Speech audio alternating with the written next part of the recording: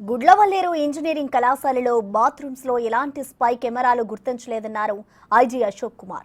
Criminal కేసుల్లో తొలిసారిగా computer emergency response Delhi team సేవలు వినియోగించుకొని విద్యార్థులు తల్లిదండ్రుల అనుమానాలు నివృత్తి చేశామన్నారు. విద్యార్థులు హాస్టల్ సిబ్బంది అందరినీ నేరుగా విచారించామన్నారు.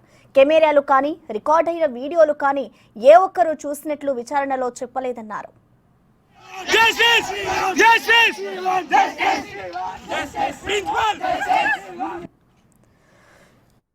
కంప్లైంట్ స్టూడెంట్స్ నుంచి కంప్లైంట్ తీసుకొని ఈ క్రిమినల్ కేసు కూడా రిజిస్టర్ చేయడం జరిగింది.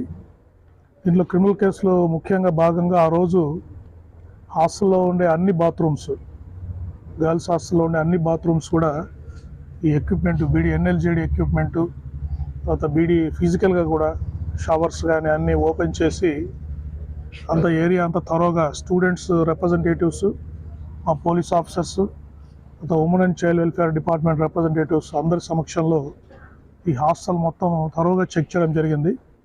దాంట్లో కూడా సీసీ కెమెరాస్ కానీ తర్వాత స్పై కెమెరాస్ కానీ ఎటువంటి ఎలక్ట్రానిక్ డివైజెస్ కూడా ఆ బాత్రూమ్స్లో ఉన్నట్టు మనం గుర్తించలేదు.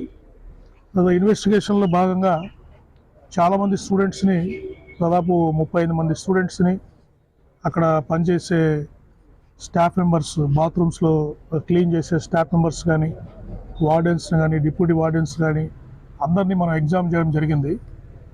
ప్రతి ఒక్కరు కూడా స్టూడెంట్స్ అందరినీ అడిగితే ఏం చెప్తున్నారంటే, వారు ఎవరు కూడా మేము ప్రత్యక్షంగా ఈ స్పై కెమెరాస్ చూసామని